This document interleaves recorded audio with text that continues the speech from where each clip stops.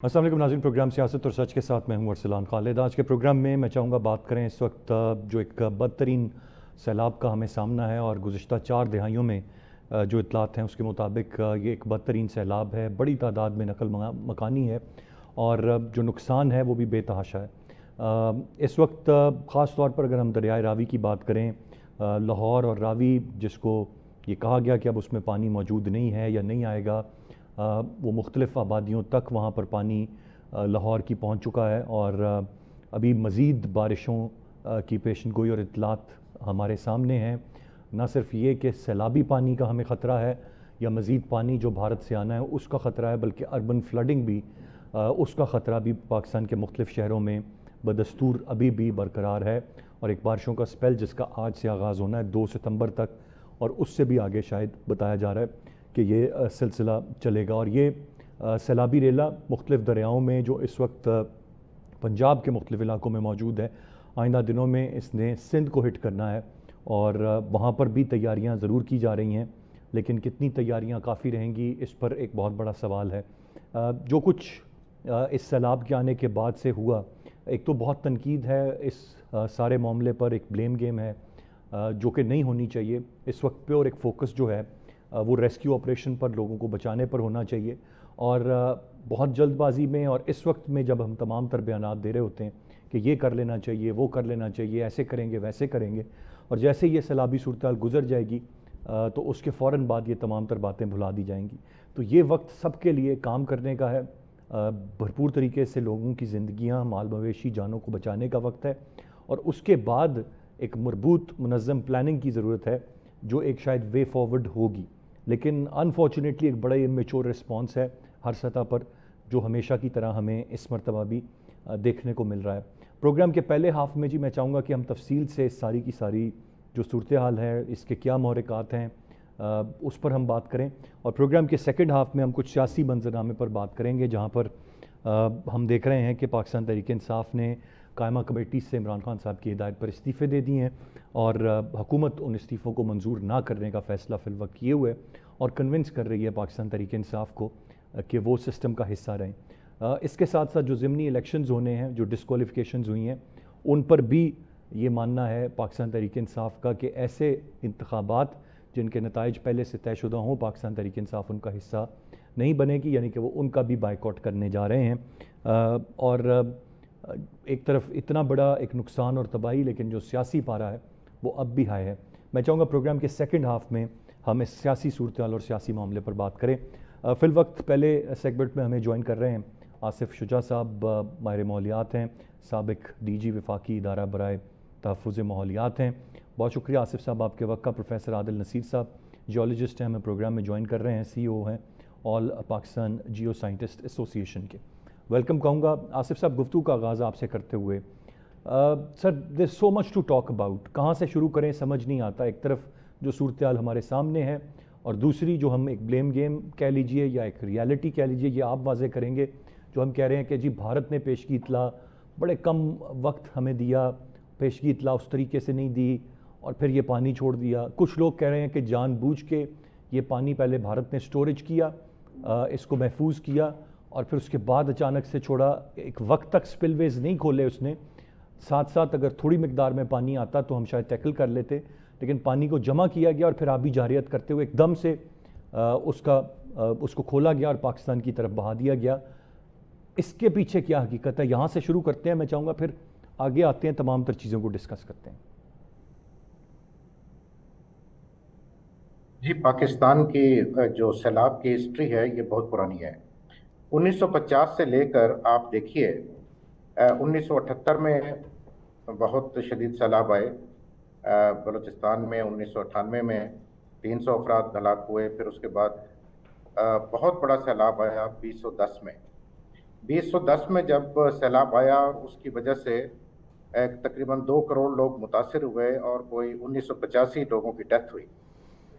उसके बाद वज़ीर आज़म जो उस वक्त के थे, उन्होंने हिदायत जारी की कि फेडरल फ्लड कमीशन को, जो कि इदारा है पाकिस्तान में फ्लड प्रोटेक्शन के प्लान बनाता है, और उसी की ज़िम्मेदारी है कि पाकिस्तान को फ्लड के असरात से बचाए।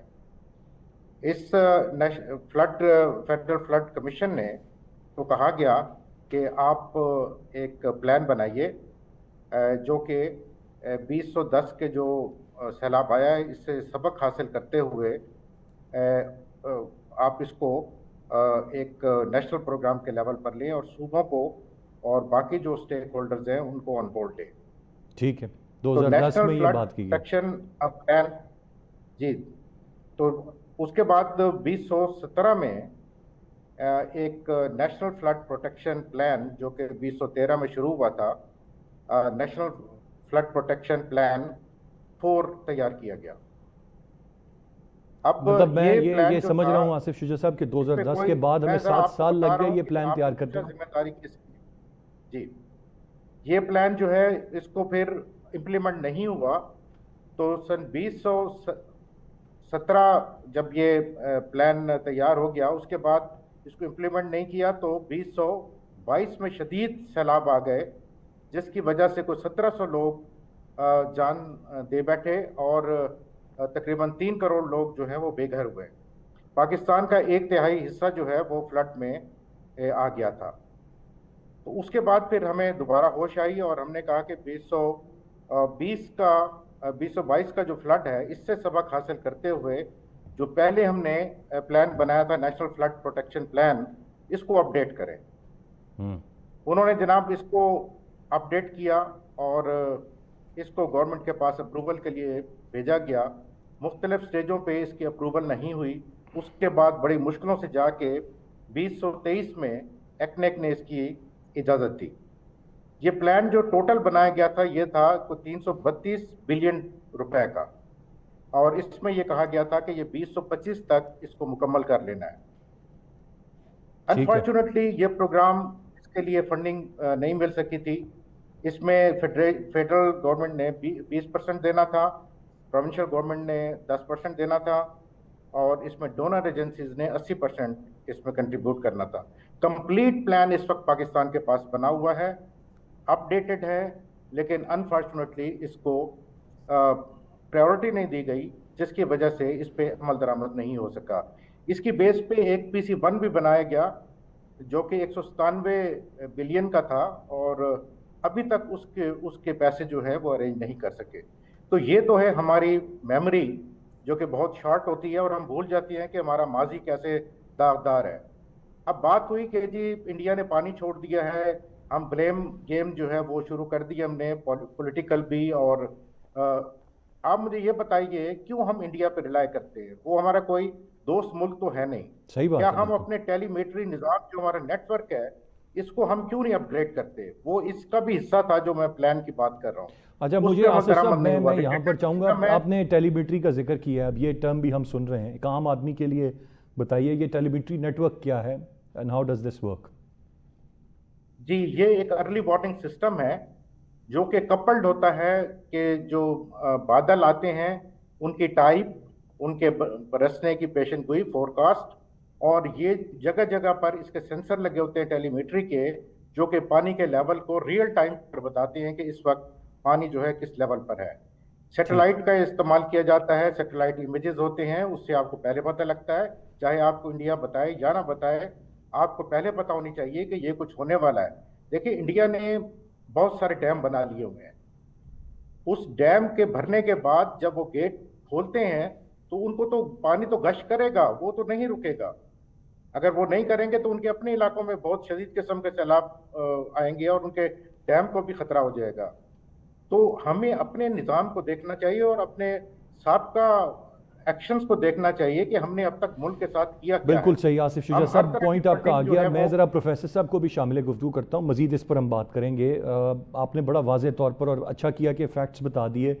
2010 का तबाहकुन सैलाब हमें 2013 में शुरू किया, 17 तक हम उसकी प्लानिंग करने में कामयाब हुए, फिर बैठ गए, 22 का इंतज़ार किया, फिर तबाहकुन सैलाब, फिर 23 तक कुछ चीज़ें तैयार हुई और आज 25 में एक और सैलाब का सामना है। लेकिन कोई चीज़ इम्प्लीमेंट अगर कहें तो जितना मैं समझ पाया हूँ वो उस तरह से हम नहीं कर पाए। प्रोफेसर साहब, आपका क्या मानना है इस सारे मामले पर? हमारे बयानात यही हैं, दरियाओं में गुंजाइश से ज़्यादा पानी आया, इसकी हमें तवक्को नहीं थी, इतना पानी आ जाएगा सोचा नहीं था। अभी ये टेलीमेट्री की बात की ہم اتنا تو ترقی کر چکے ہیں, ہم ایک نیوکلیئر ملک ہیں, بہت سارے معاملات میں اتنی ایڈوانسمنٹ ہے ہماری, اس کا ہم ثبوت بھی دیتے ہیں, بتاتے بھی ہیں, دنیا بھی مانتی ہے.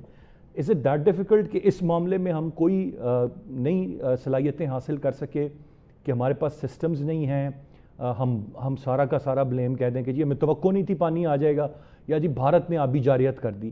یہ کہنا کافی ہے یا کچھ اب اپنے گریبان میں جھانکنے کی ضرورت ہے؟ جی بسم اللہ الرحمن الرحیم. دیکھیے پاکستان میں جو ارلی وارننگ سسٹم ہے پاکستان میٹرولوجیکل ڈپارٹمنٹ نے جو ڈیولپ کیے ہوئے ہیں, اور یہ جو بھی سینسرز کی بات ہو رہی تھی, جو سینس کرتے ہیں ایکوپمنٹس, یہ ہمارے پاس ریسورسز سارے موجود ہیں. اور خاص طور پہ جائکا جاپان جو ہے وہ پاکستان کو وقتاً فوقتاً جو سائنٹیفک کمیونٹی کے ساتھ ایشوز ہوتے ہیں یا پاکستان میں جو ناگہانی آفات ہیں اس میں وقتاً فوقتاً وہ امداد بھی کرتے ہیں اور ٹیکنیکل سپورٹ بھی کرتے ہیں.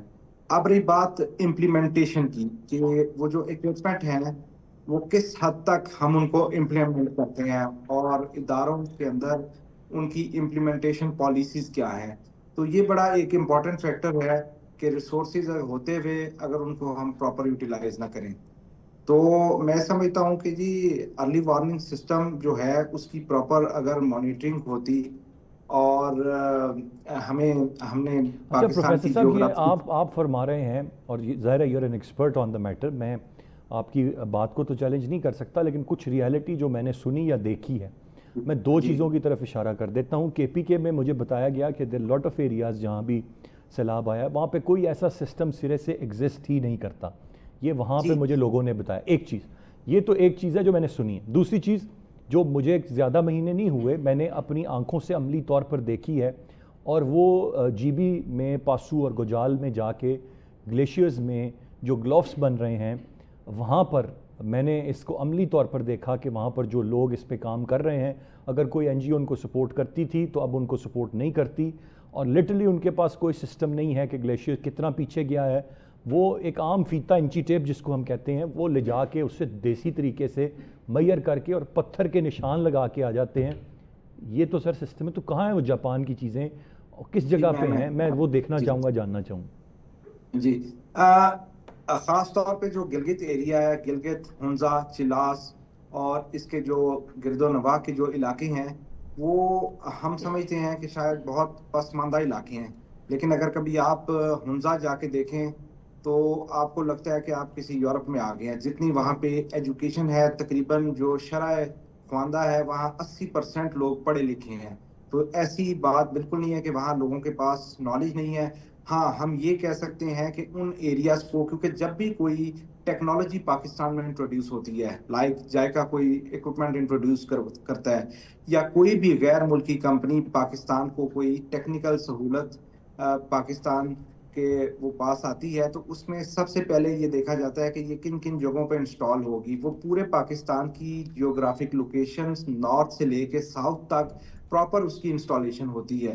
اب یہ ایک ہمارے اداروں کی نااہلی ہے, اور خاص طور پہ جو ہمارے ضلعی حکومتیں ہیں اور پروونشل ڈیزاسٹر مینجمنٹ اتھارٹی کے نیچے جو ادارے آتے ہیں, ان کو چاہیے کہ وہ اس کو پراپر اس کے اوپر عمل درآمد کروائیں, اور وہ ڈیٹا پراپر ہم انیشیٹ کروائیں, اس ڈیٹا کے اوپر پروسیسنگ پراپر ہو, سافٹ ویئرز اس میں لیٹسٹ طرح کے موجود ہیں, اور پھر اس کی انٹرپریٹیشن کا جو پروسیس ہے وہ صاف اور شفاف ہو, اور اس میں جو ریئلٹی ہے ڈیٹا انالیسس کی وہ جب سامنے آئے گی تو اس کے بعد ہم پراپر اس کے ریزلٹس نکال سکیں ہیں. ان ریزلٹس کی بیس پہ ہم پالیسیز بنا سکتے ہیں, اور وہ پالیسیز وہ ہیں جو کہ جیسے انڈیا کی ابھی بات کی, تو اب ہم انڈین وفد کے ساتھ بیٹھ کے ان پالیسیز کو ڈسکس کر سکتے ہیں. اب ہم بچپن سے سنتے آ رہے ہیں سندھ طاس معاہدے کے بارے میں. سندھ طاس معاہدے کے اگر کوئی خلاف ورزی ہو رہی ہے تو انٹرنیشنل کورٹس موجود ہیں, اور آلریڈی انڈیا کو منہ کی بھی کھانا پڑی ہے وہاں سے. تو یہ وہ ساری ٹیکنیکل ڈسکشنز ہیں جس کا ایک فورم موجود بھی ہیں, لیکن انسٹیٹیوشنز کا سب سے جو بڑا المیہ ہے کہ ان کے اندر گیپس بہت ہیں. کمیونیکیشن گیپ کی وجہ سے ایک ادارہ جو ہے وہ دوسرے ادارے تک پہنچ نہیں پاتا. اگر پہنچ پاتا ہے تو آگے لوگوں کے اندر کام کرنے کی کیپیسٹی نہیں ہوتی, کیونکہ ہمارے ہاں کیپیسٹی ڈیولپمنٹ ہم عہدوں پہ ہائر تو ہو جاتے ہیں لیکن جو کیپیسٹی ڈیولپمنٹ اور ٹیکنیکل سکلز اور ٹیکنیکل نالج اور انسٹیٹیوشنز کو جو آگے لے کے جانے والا فینومینا ہے اس میں بہت گہرا فقدان نظر آتا ہے، جس کی وجہ سے ہمیں یہ سارے سائنٹیفک ایشوز کے پیچھے یہ جو ہماری اپنی نالائکیاں ہیں وہ دیکھنی پڑتی ہیں، جس کی وجہ سے اب آپ نے دیکھا کہ سیالکوٹ پورا ڈوب گیا، لاہور کے کئی علاقے زیر آب آ گئے، اسی طرح پنجاب کو آپ پورا اٹھا کے دیکھ لیں تو پنجاب میں یہی صورتحال ہے۔ اور یہ صرف آج سے نہیں ہے، ہمیں ماضی سے سبق سیکھنا چاہیے رائٹ کہ پروفیسر صاحب، بالکل آپ کا پوائنٹ آ بہت گیا۔ میں آصف صاحب کی جانب واپس جاؤں گا۔ آصف صاحب، ایک تو کلائمیٹ چینج ایک ایسا فینومینا، ایک ایسی چیز ہے جو کہ ایک عالمی مسئلہ ہے، پھر قدرت کے آگے انسان بے بس ہے، یہ تو چیزیں ہو گئیں اپنی جگہ پر۔ جو اس وقت ہمارے اپنی بے بسیاں ہیں یا غلطیاں ہیں، ان کا ذمہ دار ہم کس کو ٹھہرائیں؟ میں یہاں پر سن رہا ہوں حکومتی لوگوں کے یہ بیانات آ رہے ہیں جو کہ حکومت میں پہلی دفعہ نہیں میں دیکھ رہا، تیسری چوتھی دفعہ ہیں۔ وہ کہہ رہے ہیں جی ہمیں آبی گزرگاہوں کو خالی کرانا ہوگا۔ یہ سیلاب آنے کے بعد ان کو خیال آیا ہے، ان کی حکومتیں ہیں، انتظامیہ ان کے ماتحت ہے، اگر پتہ ہے کہ آبی گزرگاہوں پر انکروچمنٹس ہیں، کسی نے فصلیں بنا لی ہیں، آبادیاں بنا لی، ان کو خالی کرانے کا خیال کیوں نہیں آیا؟ تو ان کو اکاؤنٹیبل ٹھہرانے کے بجائے آج وہ یہ ہمیں بتا رہے ہیں کہ یہ کرنا چاہیے۔ اگر ٹمبر مافیا ہے کے پی میں، درخت کٹتے ہیں، یہ تمام تر چیزیں ہوتی ہیں۔ باقی تو چیزیں ہم انٹرنیشنل فینومینا اور قدرتی آفت اور یہ تمام تر الفاظ تو بعد میں کریں، پہلے ہم کیا کر رہے ہیں اس کے لیے اپنے گریبان میں جھانکنا ہوگا، اور اس طرف کوئی توجہ نہیں ہے انفارچونیٹلی۔ دیکھیں، پہلی بات ہوتی ہے کہ انسانی جانوں کو بچانا۔ ابھی پروفیسر صاحب نے کہا کہ جاپان نے یہاں پہ سسٹم لگائے ہوئے ہیں، میں بڑی اچھی طرح سے واقف ہوں، وہ ریڈنڈنٹ سسٹم ہے۔ یہ حالت ہماری ہے کہ نارتھن ایریا میں ایک بھیڑ بکریاں چرانے والا پہاڑی پہ کھڑا ہو کے بتا رہا ہے جی فلڈ آ رہا ہے۔ ہمارا اپنا سسٹم کیوں نہیں بتاتا؟ کیوں نہیں وہ ایمرجنسی میں بتاتے؟ سن 2023 میں ہمارے اس نے میٹ ڈپارٹمنٹ نے یہ کہا تھا کہ اس دفعہ جو مونسون آئے گا وہ نارمل ہوگا۔ انفارچونیٹلی 2023 میں 70% زیادہ بارشیں ہوئی۔ تو یہ ہمارا یہ ہمارا فور کاسٹنگ سسٹم ہے۔ ٹیلی میٹری کے جہاں بات میں کر رہا ہوں، ٹیلی میٹری سسٹم کا وہ اتنا ریڈنڈنٹ ہے اور انٹرینڈ لوگ بیٹھے ہوئے ہیں، یقین جانیے آپ کہ کسی کو پتہ نہیں لگتا کہ فلڈ کب آئیں گے، کس وقت ہوگا، کیا ہوگا۔ یہ صرف اندازے لگا کے، جس طرح سے آپ نے فرمایا کہ پتھروں پہ نشان لگا کے کہتے ہیں جی یہاں تک پانی پہنچے گا تو وہ ہوگا۔ آج کل جدید ماڈرن زمانہ ہے، اور ہماری وزارت موسمیاتی تبدیلی، یہ انوائرمنٹ منسٹری تھی تو اس کو ماحولیاتی تبدیلی کر کے تو اس کو موسمیاتی تبدیلی میں اس کا نام بھی کیا تھا، اور ایک کلائمیٹ چینج اتھارٹی ہے۔ دیکھیے، یہ تمام محکمے اسی لیے بنائے گئے ہیں کہ بہتر پلان کریں، سارا سال سوئے نہ رہیں، اور جب یہ ڈیزاسٹر آ جائے تو پھر سب ہم اٹھ کر آ جاتے ہیں جی اس نے اتنے بڑی قربانی دی ہے، جی اس نے اتنے بندے بچا لیے ہیں۔ دیکھیے، ملک اس طرح نہیں چلتے۔ آپ نیدرلینڈ کی مثال لیں، دنیا میں ایگزامپل ہے کہ انہوں نے فلڈ کو روکنے کے لیے کس طرح سے ڈائک بنائے ہیں، کس طرح سے انہوں نے روکا ہے۔ جاپان میں انہوں نے کس طرح سے اربن فلڈنگ کو روکا ہے، چائنا نے اس طرح کیا ہے۔ تو ہمارے سامنے یہ ماڈل ہیں، ہم کیوں نہیں اچھے پروجیکٹ بنا کے ان کے پاس لے جاتے؟ PC1 بنا ہوا پڑا ہوا ہے، کوئی اس کو فنڈنگ کرنے کو تیار نہیں ہے۔ ادھر سے ہم الیکٹرک بسز بھی لا رہے ہیں، ہم اس پہ سیٹلائٹ بھی چھوڑ رہے ہیں۔ مجھے بتائیے کہ جو بنیادی باتیں ہیں جس سے آپ نے عوام کو بچانا ہے، کیوں نہیں کوئی اس کا آڈٹ کرتا کہ فیڈرل فلڈ کمیشن نے وہ کیوں نہیں اس کو امپلیمنٹ کیا؟ یا گورنمنٹ کے جو سربراہان بیٹھے ہیں وہ بتائیں کہ یہ جو پلان بنا تھا اس پہ کتنا عمل درآمد ہوا ہے۔ سر، کہنے کی باتیں ہیں، بات یہ ہے کہ یہ اداروں کا کام ہوتا ہے۔ ہم ہر ایک پہ بلیم کرنے کے لیے یہاں بیٹھے ہوئے ہیں کہ یہ یوں ہوتا تو فلانے کی گورنمنٹ نے یوں نہیں کیا۔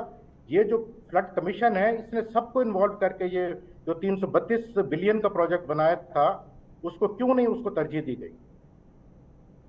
ترجیح نہیں دی گئی۔ اب مجھے یہ بتائیے گا کہ do you have any hopes Asif Shuja صاحب کہ اب کے بعد جو ہے ہم کوئی امپلیمنٹیشن کی طرف جائیں گے، یا بس یہ ابھی جو ہم کر رہے ہیں یہ کافی ہے اور پھر چند دن بعد بھلا دیں گے اس کو اور پھر انتظار کریں گے خدا نخواستہ کہ کچھ اور ہو اور یہ بحث جنم لے، اور پھر چند دن کی بحث اور پھر بھول گئے؟ میرا خیال ہے اس میں میڈیا بہت بڑا کردار ادا کر سکتا ہے، اگر وہ اس کو भूलते नहीं हैं कि ये जो कुछ हमारे साथ हो रहा है, अगर हम हमारी मेमोरी जो है वो फ्रेश करते रहें तो शायद मैं समझता हूँ कि इस पे अमल दरामद भी शुरू हो जाएगा। बांध कच्चे बांध बनाते हैं, आजकल वो चीज़ नहीं है क्योंकि क्लाइमेट चेंज का बहुत बड़ा इम्पैक्ट है।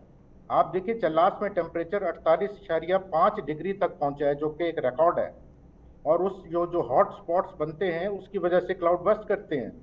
ये तो पूरी साइंस है, हम सब इन चीज़ों को फोरकास्ट कर सकते हैं। अब मैं आपको बताऊं, जो हमारे यहाँ रडार लगे हुए हैं ये एस बैंड के हैं, जो कि बिल्कुल रिडंडेंट टेक्नोलॉजी है। सिर्फ 2 रडार लगे हैं सी बैंड के, जो एक कराची में लगा है और एक लाहौर में। दुनिया में अब एक्स बैंड के रडार हैं जो कि क्लाउड बस्ट को प्रिडिक्ट करते हैं। तो हम जाएं जदीद टेक्नोलॉजी की तरफ, प्लान करें इसको, इम्प्लीमेंट करें इसको, तरजीहात मुकर्रर करें। तो ये मेरी यही होप है कि अगर ये हमारे मीडिया जो है इसका बहुत बड़ा रोल है कि राइट, ये रिमाइंड कराते हैं। बिल्कुल हर किसी को अपना किरदार अदा करना चाहिए। प्रोफेसर साहब, एक तो ये ऑन गोइंग सिचुएशन है, और अगर हम ये कह लें कि जी रावी से सतलुज से सैलाब गुजर गया, तो ऐसा नहीं है। हम तो अभी देख रहे हैं कि और मज़ीद बारिशें आज कल में, और जो ऑलरेडी अफेक्टेड एरियाज़ हैं वहाँ पर बारिशें, अर्बन फ्लडिंग अपनी जगह पे कि तेज़ बारिशें होंगी, क्लाउड बर्स्ट होगा और मज़ीद डूबेंगे, और फिर पानी मज़ीद आने की बातें, और फिर जो रेला यहाँ से गुज़र रहा है, गुज़र चुका है, इसने सिंध पहुँचना है। तो मज़ीद कितना कुछ हम अब एक्सपेक्ट कर सकते हैं कि खुदा न खास्ता बहुत नुकसान है और मज़ीद बहुत होने वाला है आने वाले कुछ वक्त में।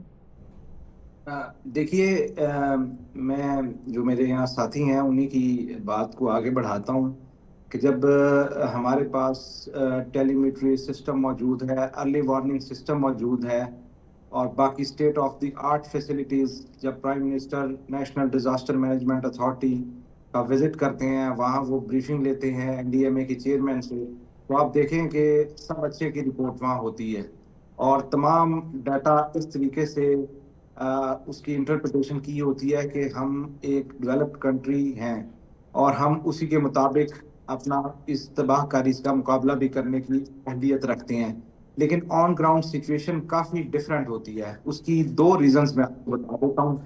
एक तो जो भी पॉलिटिकल पार्टी बरसरे इक़्तिदार आती है, उसका जो पॉलिटिकल मैनिफेस्टो है, मैं आपको तकरीबन एक तखमीने के मुताबिक 90 से 95% जो पाकिस्तानी अवाम है, उन्होंने किसी भी पॉलिटिकल पार्टी का कभी मैनिफेस्टो पढ़ा ही नहीं होता, और इवन पॉलिटिकल पार्टीज जो खुद इक़्तिदार में आती हैं उनको भी नहीं पता होता कि उनके मैनिफेस्टो में क्या लिखा हुआ है। सही कह रहे हैं आप। तो ये एक बेसिक क्वेश्चन है डिलीवरी आप प्रोजेक्ट्स की और नेशनल लेवल पे कौम को आगे लेके जाने के लिए और साइंटिफिक इश्यूज का मुकाबला करने के लिए। अब बारिशें हर साल ज़्यादा होती जा रही हैं, लेकिन रिकॉर्ड के मुताबिक अगर आप देख लें, अगर उनको पता भी हो तो उसके इंतजामात नहीं है। फंड्स भी सारे जनरेट हो रहे हैं, एलोकेशन भी हो रही है, गैर मुल्की कंपनियां भी पाकिस्तान को पैसे दे रही हैं। ये जो फ्लड कमीशन की रिपोर्ट है जिसके ऊपर $332 बिलियन का बताया जा रहा है कि इसके ऊपर इतना पैसा खर्च किया था, तो वो कहाँ हैं वो लोग जिन्होंने ये रिपोर्ट्स पेश की और ये बजट एलोकेट करवाए, और कॉन्टीन्यूटी ऑफ सिस्टम कहाँ गया इस प्रोजेक्ट के अंदर जब इतना बड़ा नेशनल लेवल पे कमीशन बने, और उनके प्रोटेक्शन प्लान्स कहाँ हैं, और ये सारी चीज़ें। और जैसे चिलास में ये कह रहे थे कि 48 डिग्री सेंटीग्रेड तक टेम्परेचर चला गया। बिल्कुल, ये क्लाइमेट चेंज जो है ओवर द वर्ल्ड चेंज हो रहा है, ना सिर्फ पाकिस्तान में। पाकिस्तान के अंदर मुकाबला करने की सलाहियत है, इक्विपमेंट्स मौजूद हैं, लेकिन उनके ऊपर काम करने वाली जो टीम्स हैं, जो एक्चुअल वर्क फोर्स है जिसने प्रैक्टिकली ये काम करना है कि पहले वो मॉनिटर करे, इक्विपमेंट्स को देखे कि उनकी कैलिब्रेशन का खास कैपेसिटी तौर पे बिल्डिंग की ज़रूरत है, यानी कि प्रोफेसर साहब वो आप कह रहे हैं कि इम्पोर्टेंट चीज़ है। जी, उनकी कैलिब्रेशन किधर है, फिर वो प्रॉपर एनालिसिस करने के बाद वो सारी चीज़ें, ये एकेडेमिया का काम है। आप कहीं देख लें कि किसी टॉक शो में, किसी पॉलिटिकल पार्टी में, किसी पॉलिटिकल लीडर ने अभी तक ये डिस्कस नहीं किया कि ये साइंटिफिक रिसर्च किस इदारे से आएगी, ये एकेडेमिया से आएगी।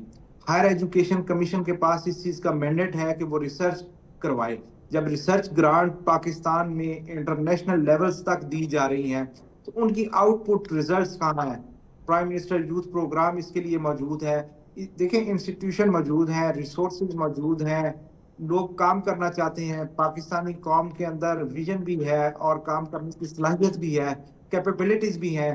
یہاں سے ٹیکنیکل لوگ, کتنا ہمارا ملک کا المیہ ہے کہ ٹیکنیکل لوگ ایکسپرٹیز یہاں سے گین کر کے اور غیر ملکی کمپنیوں کو جا کے وہ فائدے دے رہے ہیں, جو کہ پاکستان میں یہ چیزیں ہونی چاہیے. اگر پاکستان میں یہ مواقع فراہم کر دیے جائیں کہ لوگ اپنی صحیح سمت میں جائیں اور ان کے لیے بالکل صحیح اپرچونٹیز. پروفیسر صاحب, آپ کا پوائنٹ آ گیا. یہ وہ تمام تر چیزیں ہیں جن پر توجہ دینے کی ضرورت ہے. بہت کچھ ہے, مختلف چیزیں آصف شجاع صاحب نے بیان کی, کچھ پروفیسر صاحب نے ان کا ذکر کیا. اب بات یہ ہے کہ بھلا نہ دی جائیں یہ تمام تر باتیں, جب ہم, اور انشاءاللہ اس آفت کا بھی ہم سامنا کریں گے, اس سے گزریں گے, ماضی میں بھی گزرے ہیں. اس کے بعد ایٹ لیسٹ ہمیں کوئی روڈ میپ سیٹ کرنے کی ضرورت ہے, کسی ایک سمت میں بڑھنے کی ضرورت ہے. اور اگر ہم دوبارہ سے اسی طرح کچھ دن کی بات اور پھر سارے معاملے کو بھول جائیں گے تو پھر یقیناً ہر سال یا چند سالوں بعد اسی طرح کا صورتحال کا ہمیں سامنا ہوگا, اسی طرح کی بات ہوگی, عملی طور پر کچھ ہو نہیں پائے گا. ایک بریک کی جانب بڑھوں گا جی. میں دونوں معزز مہمانوں کا شکریہ. بریک سے واپس آ کر ہمیں مبشر بخاری صاحب, عمر دراز گوندل صاحب جوائن کریں گے اور ہم بات کریں گے کچھ سیلاب کو لے کر اور سیاسی منظرنامے کو لے کر. ساتھ رہیے گا جی. Welcome back. کچھ بات ہم کریں گے اس وقت سیلاب کو لے کر. پہلے سیگمنٹ میں ہم نے بات کی پیورلی ماحولیات اور موسمیات کے اسپیکٹ سے, لیکن کچھ اس کے سیاسی پہلو بھی ہیں اور یقیناً اس پر جو مختلف بیانات ہیں, چیزیں ہیں, میں چاہوں گا کچھ تھوڑا سا ان کو ایڈریس کر کے پھر ہم آگے بڑھیں اور بات کریں اس وقت جو پاکستان تحریک انصاف قائمہ کمیٹی سے ان کے استعفے ہیں یا ضمنی انتخابات میں نہ جانے کی بات یہ کہہ کر کہ جن الیکشنز کے نتائج پہلے سے طے شدہ ہوں پاکستان تحریک انصاف ان کا حصہ نہیں بنے گی. یہ دو ایک ایسی ہدایات تھیں جو بانی P T I Imran Khan صاحب نے دی تھیں, ایک تو استعفے دینے کی اور دوسرا ضمنی الیکشنز کے بائیکاٹ کی. پارٹی کے اندر ریزسٹنس تھی لیکن ایونچولی یہ اسی طرح ہونے جا رہا ہے.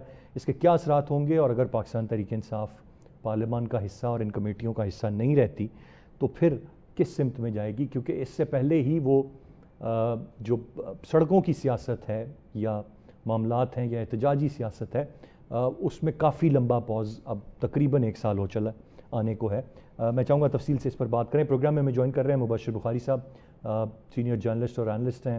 بہت شکریہ سر آپ کے وقت کا. عمر دراز گوندل صاحب ہمارے ساتھ ہیں, سینئر جرنلسٹ انالسٹ. ویلکم کہوں گا دونوں رسپیکٹیبل گیسٹ کو.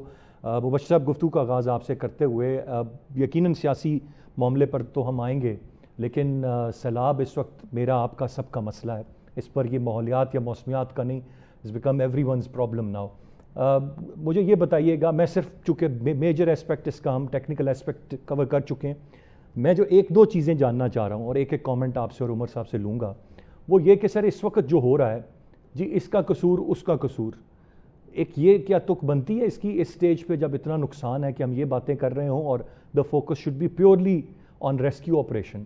ایک چیز. دوسری چیز یہ کہ جو ارباب اختیار ہیں, جو اقتدار کے ایوانوں میں بیٹھے ہیں اب سے نہیں کئی سالوں سے, وہ یہ کہہ رہے ہیں کہ جی امیر لوگوں کے یا اثر رسوخ رکھنے والوں کے ہوٹلز ہیں, ان کے رستے ہیں, ان کی جگہیں ہیں, ان کو کوئی خالی نہیں کرا سکتا, اور یا وہ کہہ رہے ہیں آبی گزرگاہوں کو خالی کرانا ہوگا, غلط انکروچمنٹ ہوگی. میرا سوال یہ, وہ کیا کرتے رہے ہیں جب انتظامیہ ان کے پاس ساری چیزیں ان کے پاس, آج یہ بات کر رہے ہیں اور بے بسی کی صورت میں کر رہے ہیں, یہ نہیں کہ اب ہم کروا لیں گے خالی, اب بھی بے بسی کی صورت میں یہ بیانات دے رہے ہیں. کیسے دیکھ رہے ہیں اسے آپ؟ جی بہت شکریہ. جب سے میں اس پروفیشن میں آیا ہوں اس طرح کی کئی میں نے انسانی رویے دیکھے ہیں, اور یہ جو جذبات جن کا فرما رہے ہیں ارسلان صاحب, اسی طرح کے جذبات ہر رویے میں, وہ زلزلہ ہو یا سکسیسو فلڈز ہو, اسی طرح کے جذبات ہمیں ہر 1-2 سال بعد سننے کو ملتے ہیں, اور پھر نتیجہ وہی ہوتا ہے جو ہو رہا ہے کہ کچھ نہیں ہوتا, اور پھر فلڈ آتا ہے اور پھر ہم اسی طرح کے ہی جو ہے وہ بنا لیتے ہیں نیریٹیوز, اور ایک بلیم گیم شروع ہو جاتی ہے.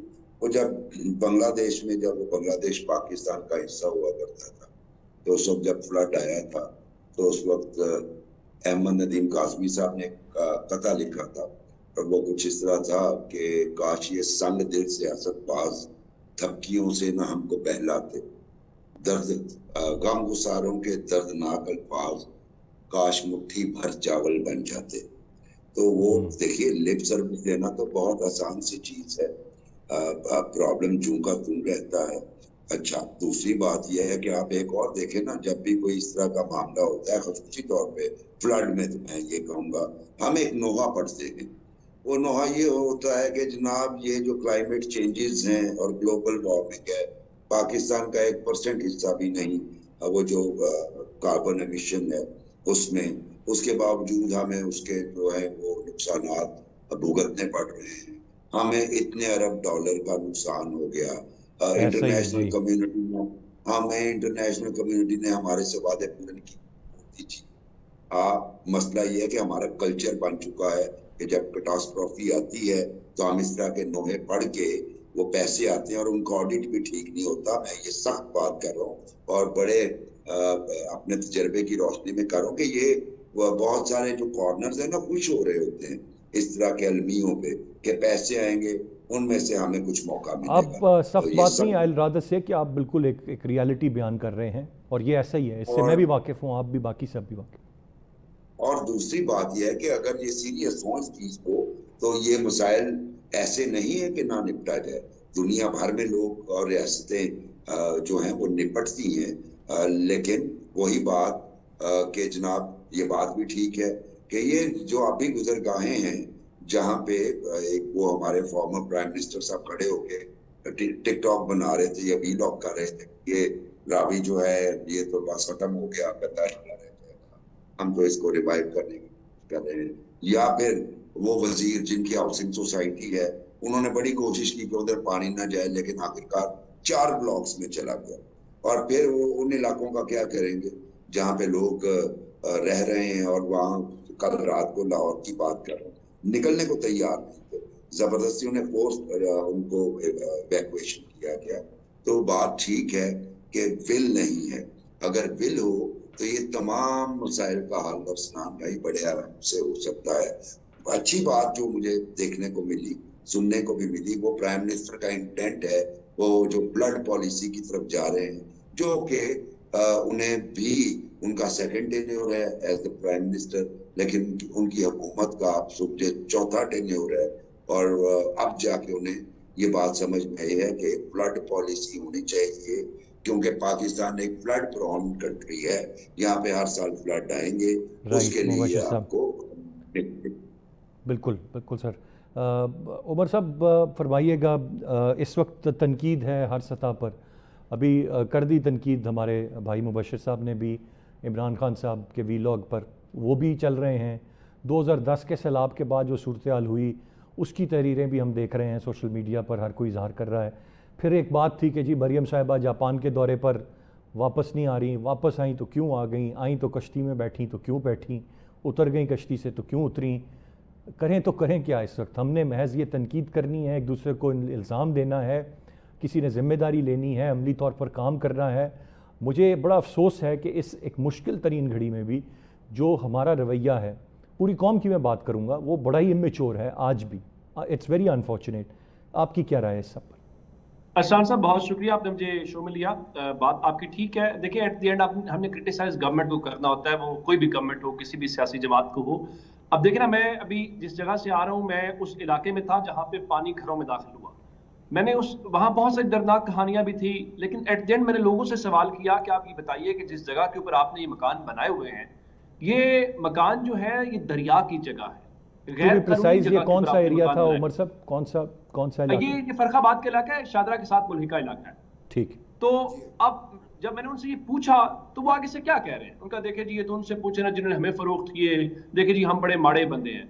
अब ये बात उनकी ठीक है। अब एक सवाल ये है कि जब वो बन रहे थे मकान तो इदारे कहाँ पे सो रहे थे, सही, आपकी इंतजामिया कहाँ पे सो रही थी? तो एट द एंड आप किससे पूछेंगे? आप हुकूमत से पूछेंगे। आप हुकूमत को कहेंगे कि देखो भाई, आज आप कह रहे हो कि फ्लड पॉलिसी आपकी आ गई है, जो अभी गुजरगाहों में इमारत हैं, ये तामीरात हैं, हम उनको रोकेंगे। बिल्कुल ठीक है, रोकना चाहिए, लेकिन जब ये बन रही थी तब आपको आइडिया नहीं था। यानी फिर वो सियासत बराए सियासत और तनकीद बराए तनकीद हो जाएगी। आज लाहौर की जो सोसाइटी डूबी हुई है, हमें नहीं सवाल करना चाहिए कि जब आपने कोई एनओसी दिया होगा, जब आपने कोई इजाजत दी होगी, तो आपकी कोई असेसमेंट होगी ग्राउंड के ऊपर, किसी वजह से आपने नो ऑब्जेक्शन सर्टिफिकेट दिया ना, तो फिर इसका मतलब है कि अब ये अगर किसी का घर डूब गया है, किसी की इन्वेस्टमेंट डूब गई है जी, تو وہ اس چیز کو لے کے ایک الگ بات کر لیتے ہیں. تو میرے خیال سے اس میں مجموعی طور پہ ایک تو ہمارا ہوتا کیا ہے, ہم فائٹنگ کرتے ہیں اسٹان صاحب, ہم ایشوز کو ریئیکشن کے طور کے اوپر دیکھتے ہیں, ہماری کوئی لانگ ٹرم پالیسی نہیں ہوتی, ہمارا کوئی فالو اپ نہیں ہوتا. اب دیکھیے نا, اب سیلاب آ گیا, اب ڈیمز کی بحث بھی شروع ہو جائے گی, اب کلائمیٹ چینج کے اوپر بھی بات ہونا شروع ہو جائے گی, لیکن آج سے 10 دن کے بعد یا 15 دن کے بعد جب بھی صورتحال نارمل ہو جائے گی, ہم انتظار کریں گے کسی اور واقعے کا, ہم انتظار کریں گے کسی اور چیز کا, اور اس کے بعد ہمیں پتہ بھی نہیں ہوگا کہ جو سیلاب میں جو لوگ ڈوب گئے تھے ان کا کیا بنا, گورنمنٹ نے ان کو کمپنسیشن دی, ان کی کیا کوئی آباد کاری کے لیے کوئی اقدامات کیے گئے, کوئی ادارے کسی کو. اور یہ جب دیکھیں گورنمنٹس بھی تو آخر اسی ملک میں سے ہیں, اور کیا کہتے ہیں کہ یہ جو لوگ ہیں جو بیوروکریسی کے اندر ہیں وہ بھی تو اسی سوسائٹی میں سے ہے. تو as a society I am sorry to say, بڑا ہارش اور وہ سخت ہو جائے گا, ہم فیل ہوئے ہیں. ہم فیل اس لیے ہوئے ہیں کہ ہم ناکام نہیں ہیں, ہم نالائق اس لحاظ سے نہیں ہیں, دنیا نے ہمیں فالو کیا, ہمیں فالو کر کے دنیا بہت آگے چلی گئی, لیکن ہم ٹی ٹریک ہو گئے, ہمارے پاس کوئی سٹڈی نہیں ہے. یعنی آپ دیکھیے, اچھا لیکن اسٹڈی کوئی نہ ہونے کے باوجود عمر صاحب ایک فیکٹ یہ ہے, مجھے اجازت دیجیے گا, جس طرح ایمیشنز کی بات پہ ہو رہی تھی, پاکستان ان ملکوں میں نہیں ہے, ہم ان ملکوں میں نہیں ہیں جو اخراج بہت زیادہ کرتے ہوں, لیکن ہم متاثرہ ملکوں میں ٹاپ کے اوپر. اور پھر جس طرح سے یہاں حکام بتا رہے ہیں کہ اگلے سال اس سے زیادہ مونسون ہوگا, اس سے زیادہ کلائمیٹ چینج سے متاثر ہوں گے, آپ مجھے بتائیے کہ کیا ہمیں ایمرجنسی بنیاد کے اوپر چیزیں نہیں کرنی چاہیے؟ وہ قوم جو ایٹم بم بنا سکتی ہے, جو بہت کچھ کر سکتی ہے, وہ نالائق نہیں ہے, وہ ناکام نہیں ہے, ان کے پاس کسی انٹینشن کا مسئلہ ہے, ان کی کسی نیت کے اندر مسئلہ ہے, وہ لیڈرشپ کے لیول کے اوپر ہے, وہ سسٹم کے لیول کے اوپر ہے, وہ آپ کی میری سطح کے اوپر ہے, کچھ کہیں پہ رانگ ضرور ہے جس کی وجہ سے یہ پرابلمز آ رہے ہیں. آپ نے درست فرمایا, بٹ ہم بہت سارے سوڈو ایکسپرٹس کو بھی دیکھتے ہیں جو ہر معاملے کے ایکسپرٹ ہمیں نظر آ رہے ہوتے ہیں, چاہے وہ سیاست ہو, چاہے وہ اس طرح کے معاملات ہوں. ابھی کئی ایکسپرٹس میں اپنے سوشل میڈیا پر, حالانکہ I am not that frequent user of social, میں دیکھتا ہوں جو راوی اور ستلج کے دریاؤں اور سیلاب پہ کالا باغ ڈیم کی دلیل دے رہے ہیں, اس کی اہمیت بتا رہے ہیں ہمیں راوی اور ستلج. اور پھر جو راوی اور ستلج پہ ڈیم, راوی پہ خاص طور پہ بنانے کا کہہ رہے ہیں, وہ 10 سال سے راوی میں پانی نہیں آیا, ڈیم ایک دفعہ آپ بنائیں گے, کیا کریں گے؟ نوبڈی ہیز اے کلو. اب ان کا آپ کیا کریں گے, اور ان لوگوں کا کیا کریں گے جن کا ذکر مبشر صاحب نے کیا, جن کو بتا رہے ہیں تمہاری جان کو خطرہ ہے, وہ جگہ چھوڑنے کے لیے تیار نہیں. اچھا یہ وہ ہیں جن کا آپ کچھ نہیں کر سکتے زور زبردست, وہ جو پھر اس میں طاقتور لوگ ہیں, امیر لوگ ہیں, جن کے ہوٹلز ہیں, چیزیں ہیں, کے پی کی میں بات کر رہا ہوں, پنجاب میں آ جائیں, زمینیں ہیں, ان کو بھی نہیں آپ سمجھا سکتے. تو بس نہیں چلتا, آپ نہیں سمجھتے کہ صرف وہ ایک بس چلنے کا فیکٹر ہے, وہ چل جائے تو سب ٹھیک ہو جائے گا؟ نہیں, اس میں دیکھیے جو اسٹیٹ ہے نا, اس کی ریٹ ہوتی ہے, ریٹ اسی لیے اس کا لفظ استعمال ہوتا ہے, اس میں آپ کی میری مرضی شامل نہیں ہوتی. گورنمنٹ نے فیصلہ کر لیا تو فیصلہ کر لیا, اس کی عملداری اس لیے ہے. دیکھیں یہ بات کہ لوگ چھوڑتے نہیں ہیں, میں ویژول دیکھ رہا ہوں, یہ ہر جگہ کے اوپر ہوگا, ظاہر ہے انسانی فیکٹر اس میں ہوتا ہے, ایموشنل چیزیں آ جاتی ہیں, فیملیز ہیں, پھر آلٹرنیٹ نہیں ہے, پھر وہ غربت, بہت سارے ایلیمنٹس ہیں. لیکن میرے خیال سے جس طرح ہم ڈیمز کی بات کر رہے ہیں, یہاں پہ ویسٹڈ انٹرسٹ بہت زیادہ ہے, بہت سارے اسٹیک ہولڈرز ہیں, وہ موسم کے لحاظ سے, وہ صورتحال کے لحاظ سے ان کے انالیسز آتے ہیں, وہ بہت ایکٹیو ہو جاتے ہیں, صوبوں کی بحث شروع ہو جاتی ہے, بہت ساری چیزیں باقی ہم موسم کے اعتبار سے دیکھتے ہیں. اگر ڈیم کالا باغ کے اوپر آپ کا کنسنسس بلڈ نہیں ہوا تو اب کالا باغ ڈیم, میں ڈیمز کے حق پہ ہوں, لیکن میں یہ بھی کہتا ہوں کہ ڈیم ملک کی قیمت کے اوپر نہیں ہو سکتا. اگر آپ کے گھر میں بھی کوئی تنازع ہو جائے تو آپ ان ایشو کو تھوڑا سا اوائڈ کرتے ہیں. اس کا حل کیا ہے؟ اس کا حل یہ ہے کہ داسو بھاشا آپ نے جو شروع کیے ہوئے ان کو کمپلیٹ کریں, پریورٹی پہ کریں. ظاہر ہے ٹائم کے اندر کمپلیٹ ہو سکتے ہیں, وہ راتوں رات تو نہیں ہو سکتے, یا جو آلٹرنیٹ آپ کے پاس ہو سکتا ہے وہ کریں. جب وہ ہو جائے گا تو ہو سکتا ہے لوگوں کو ریئلائز ہو, ہم اس کے اوپر بھی چلے جائیں, لیکن اس بنیاد کے اوپر باقی کوتاہیوں کے اوپر جو ہے وہ آپ پردہ نہیں ڈال سکتے. جب بالکل آپ نے درست فرمایا عمر صاحب, there's a lot more to talk about on this. Damn آپ نے دھاسو بھاشا کی بات کی, عرصہ دراز ہو گیا, ابھی مزید وقت درکار ہے. مانا کہ وہ ایک دشوار گزار علاقے میں ایک ڈیم بنانا ہے اور انڈس ریور کے پانی کے ساتھ آپ نے معاملات کو چلانا ہے, آسان نہیں ہے. لیکن آج سے کئی سال آپ پیچھے چلے جائیں, پاکستان کو بنے ہوئے چند سال ہوئے تھے. 1960 میں فیصلہ ہم کرتے ہیں منگلا ڈیم بنانا ہے, 61 میں کام شروع ہوتا ہے, 65 میں افتتاح ہو جاتا ہے. چھٹا دنیا کا بڑا ڈیم ہے, چھٹا دنیا کا. یہ ہم 5 سال 4 سال میں بنا لیتے ہیں اور یہاں نہیں بنا پا رہے ہیں. بہت سارے مسائل ہیں جی, what to talk about it. بڑی بات ہم نے کی, بٹ لیٹس ہوپ ایک تو پہلے قدرتی آفت سے نمٹیں, پھر اس دفعہ ہم سنجیدگی سے آگے کے روڈ میپ پہ بات کریں. یہ صرف فوٹو سیشنز نہ ہوں, امداد تقسیم نہ ہو, کچھ چند چیزیں نہ ہوں اور اس کے بعد پھر بھول جائیں کہ دوبارہ آئے گا سیلاب تو دیکھیں. جی گفتگو کا سلسلہ جاری, ایک بریک کی جانب بڑھیں گے, بریک سے واپس آ کر مزید بات کرتے ہیں, ساتھ رہیے. Welcome back. مبشر صاحب, ایک فیصلہ, بہت سارے فیصلے ہم اس پر اعتراضات کرتے ہیں, ماضی میں بھی غلطیاں کی پاکستان تحریک انصاف نے, دوبارہ سے آپ انتخابات پر نہیں اعتماد کر رہے. شاید میں آپ کا ساتھ دوں گا پاکستان تحریک انصاف کا, آپ کی بات جائز ہے, زیادتی ہے کہیں نہ کہیں, ہم مانتے ہیں, پر آپ جہاں ہیں بیٹھے ہوئے, جو اتنی لڑائی کر کے آپ پہنچ گئے پارلیمان تک, پارلیمان سے پھر ان کمیٹیوں تک, وہ تو آپ کی جگہ ہے, وہاں تو آپ نے آواز اٹھانی ہے. سڑک پہ آپ کے لیے اب نکلنے کو کوئی نہیں رہ گیا, وہاں سے بھی آپ استعفے دیتے ہیں. کس طرح کی سیاست ہے یہ؟ انتہائی کنفیوزڈ قسم کی سیاست ہے, اور یہ آج کی نہیں ہے, یہ ہمیشہ کی ہے. سب سے پہلی بات تو یہ کہ آپ مینڈیٹ لے کے آئے, چلیے اس میں تو کہنے میں کوئی یار نہیں کہ الیکشن جو ہیں وہ کمپرومائز تھے, ٹھیک بات ہے, لیکن پھر بھی اس کے باوجود آپ ایوانوں میں پہنچے جس میں ووٹ کا عمل دخل بہرحال اپنی جگہ پہ موجود ہے. کیا آپ نے یہ فیصلہ کرتے ہوئے اپنے ووٹر سے پوچھا کہ ہمیں یہ کرنا چاہیے یا نہیں؟ اچھا, آپ جو جب 2013 والی اسمبلی میں بھی باہر جا کے بیٹھ گئے, پھر آپ نے استعفے دے دیے, کیا آپ نے ووٹر سے پوچھا؟ آپ نے 2 اسمبلیاں صوبائی وہ ٹاپل کر دی, آپ نے ووٹر سے نہیں پوچھا, اور الٹیمیٹلی ان سب چیزوں کا نقصان پی ٹی آئی کو ہوا. میں ایک چھوٹی سی آپ کو کہانی سناتا ہوں. 2007 میں محترمہ بے نظیر بھٹو کی شہادت سے پہلے جو الیکشن اناؤنس ہوا, آپ کو یاد ہوگا ارسلان صاحب, میاں نواز شریف, مولانا فضل الرحمان اور عمران خان لنڈن میں انہوں نے ایگریمنٹ کیا کہ ہم الیکشن بائیکاٹ کریں گے.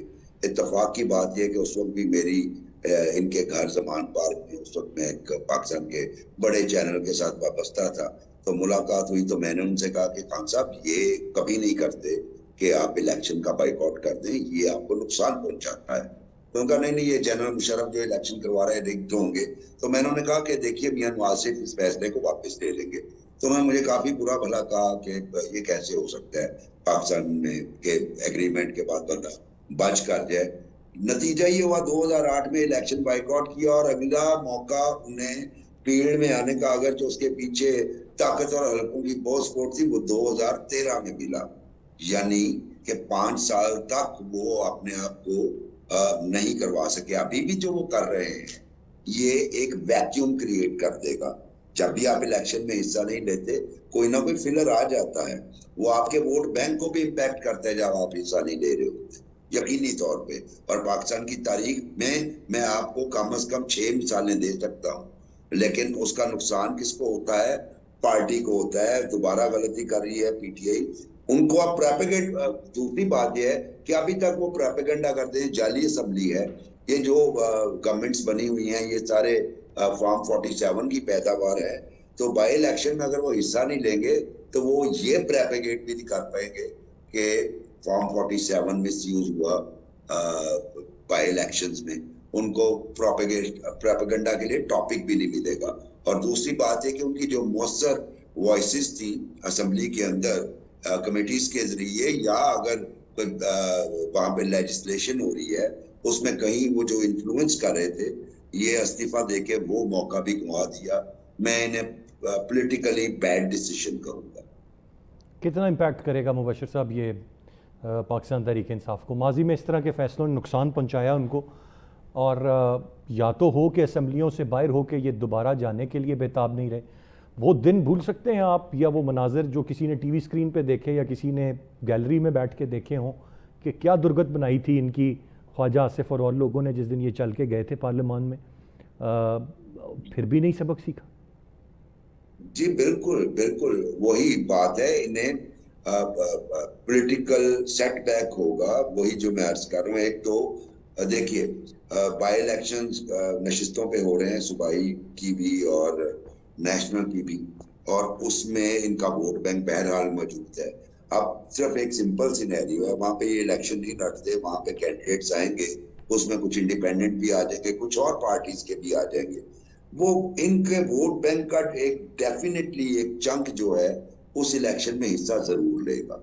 मैं ये आपको तजर्बे की बुनियाद पे, और हो सकता है कि जिसको वो वोट करें वो उनको जो है उनकी सपोर्ट हमेशा के लिए विन कर ले और ये अपना वो जंग छोटा सा लूज कर दें।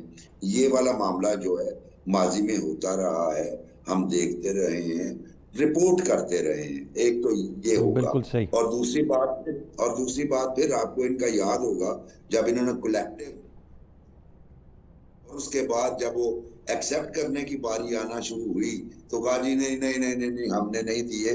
तो मुझे ये लगता है कि कुछ अरसे बाद ये दोबारा डिमांड कर रहे होंगे कि जनाब हमें दोबारा कमेटीज में हमारा शेयर दिया जाए। तो उस वक्त कितनी सबकी होगी वो उसका अंदाजा ही नहीं, ज्यादा बेहतर हो सकता है। बिल्कुल सही। उमर साहब, आप कैसे देख रहे हैं इस सारे मामले को? एक कुछ लोगों का मानना है it's a very bold decision, कुछ का मानना है कि नहीं ये बनता नहीं था, कुछ का कहना है जितनी ज़्यादतियाँ हो रही हैं यही बनता था। आप कैसे देख रहे हैं सबको, और इसका नुकसान होगा फ़ायदा होगा पाकिस्तान तहरीक इंसाफ को? बहरहाल पार्लियामान के फोरम पे आपकी आवाज़ नहीं रहेगी, कमेटियों में आपकी आवाज़ नहीं रहेगी, नुकसान तो जाहिर नज़र आ रहा है।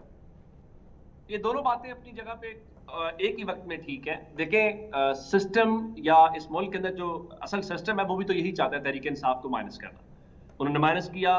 क्या मखसूस सीटें मुस्लिम लीग नून का या पीपल्स पार्टी का हिस्सा थी या जायज़ उनकी बनती थी? बिल्कुल भी नहीं बनता था। ये कैसी तकसीम थी कि एक पार्टी उतनी जनरल सीटें भी नहीं जीतती जितनी आपने उनको मखसूस सीटें दे दी खैबर पख्तूनख्वा के अंदर। तो एक मजाक तो वो हुआ, फिर आप डिस्क्वालीफाई लोगों को कर रहे हैं, फिर आप डीसीट कर रहे हैं, फिर ऐसे लोग जो इलेक्टेड हैं वो वोट नहीं ले सकते। तो आप सिस्टम तो ऑलरेडी उनको ये स्पेस नहीं दे रहा। अब रही बात कि पीटीआई ये क्यों सोच रही है, तो पीटीआई भी यही सोच रही है कि ठीक है अगर सिस्टम हमें नहीं चाहता तो फिर उनका ख्याल ये है कि हम जरा और मोबिलाइजेशन की तरफ जाते हैं और अपने लोगों को भी निकालते हैं, जरा इनको भी ये जो असेंबलियों के अंदर बैठ के जरा ठंडे एसी के अंदर होता है तो उससे निकले, जरा मज़ाहमत वाले उस मोड के अंदर आ जाएं। क्या इससे नुकसान होगा या फायदा होगा? अच्छा, मुझे पहले ये बता दें, लोगों की मोबिलाइजेशन 14 अगस्त पे नहीं हुई, 5 अगस्त पे नहीं हो सकी, गुंजाइश है कि लोगों की मोबिलाइजेशन अब हो जाए? नहीं, उसमें साहब कोई ऐसा तो नहीं होगा ना कि आपने कहा तो हम मोबिलाइजेशन ये देखें कि उस दिन रात को गिरफ्तारियां नहीं हुई या सब कुछ नहीं हुआ। तो इतना आसान नहीं है। वर्कर बेचारा, जब आपको ये पता हो कि आपकी गाड़ी तोड़ दी जाएगी, आपके डेरे के ऊपर तोड़फोड़ की जाएगी, आपकी गिरफ्तारियां होंगी, तो उसके बावजूद लोग निकले, कम तादाद में हैं, चलें आप ये कह सकते हैं। तो और ये एक बार नहीं है, मुसलसल 2, 2.5, 3 साल से पाकिस्तान में शायद ही कोई सियासी जमात हो इतने जलसे, इतने मुजाहरे, वो सब कुछ किया हो। अब इस सब के बीच में अगर वो ये चाह रहे हैं कि पार्लियामान को छोड़ें, मेरे ख्याल से नहीं छोड़ना चाहिए। आपको पार्लियामान में भी जहां अपनी आवाज उठा सकते हैं, आवाज उठाएं, जहां पे जितना शोर मचा सकते हैं, एज ए अपोजिशन आपने शोर ही मचाना है तो, या कहीं पे पॉजिटिव रोल प्ले कर सकते हैं, वो जरूर करना चाहिए।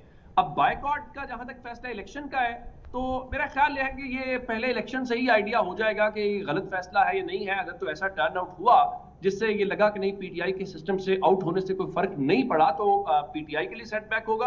और अगर वाकईतन ऐसा कोई हमें टर्न आउट देखने को मिलता है जिससे वो पूरे का पूरा जो प्रोसेस है वो इन क्वेश्चन हो जाए और लोगों को लगे कि लोगों ने वाकईतन बायकॉट कर दिया है और लोगों ने दिलचस्पी का इजहार नहीं किया, तो मेरे ख्याल से फिर उससे अगले दिन जो मजमूई तौर पे है तो वहां पर सूरत हाल तब्दील हो जाएगी। मीडिया उसको और तरह से देखेगा, एनालिस्ट उसको और तरह से देखेंगे, फिर डिबेट चेंज हो जाएगी। लेकिन ये एक मुश्किल है। देखिए, पाकिस्तान में सियासत में बहुत कुछ अनएक्सपेक्टेड होता है। हमने जो 8 फरवरी को रिजल्ट्स देखे, जो कैलकुलेटेड चीजें थी वो उससे बिल्कुल हट के था। ऐसा कभी नहीं हुआ कि आप किसी पार्टी को बांध कर उनसे इंतखाबी निशान भी ले लें, उनको कैंपेन भी ना करने दें, उनकी लीडरशिप भी ना हो, और उसके बावजूद लोग उनको मैंडेट दें और इतना वोट पड़े कि वो सिस्टम की बर्दाश्त से बाहर हो जाए। तो हमने ये देखा है। अब एक बार फिर क्या वो ऐसा कोई सरप्राइज दे सकते हैं, नहीं दे सकते, उसको वो जो कह रहे हैं, ये जो उनकी कैलकुलेशन है जिसकी बुनियाद के ऊपर वो कर रहे हैं, उसको एग्जीक्यूट कर पाएंगे कि नहीं कर पाएंगे, ये बहरहाल उनके लिए एक चैलेंज जरूर है। बहरहाल जी, definitely that's a challenge, that challenge will remain there. फैसला इस पर बात हो सकती है कि दुरुस्त है या नहीं। बहुत सारे लोगों की अपनी इस पर राय है और अपनी अपनी जगह कहीं ना कहीं उसमें वज़न बहरहाल मौजूद है। लेकिन आने वाला वक्त बताएगा। इस वक्त सियासी मंजरनामा या सियासत से बढ़कर एक मसला, एक कुदरती आफत का हमें सामना है, which should be the priority for everyone. Government की तो है ही है, बाकी भी सबकी। और उम्मीद करते हैं जी इससे हम जल्द निकल पाएँ और फिर यकीनन सियासी मामलात और सियासी सूरत चीज़ें आगे बढ़ती रहे। दोनों रिस्पेक्टेबल गेस्ट का बहुत शुक्रिया अदा करना चाहूँगा। आज के प्रोग्राम से इतना ही। अहसान खालिद को इजाज़त दीजिए। अल्लाह ने के बाद।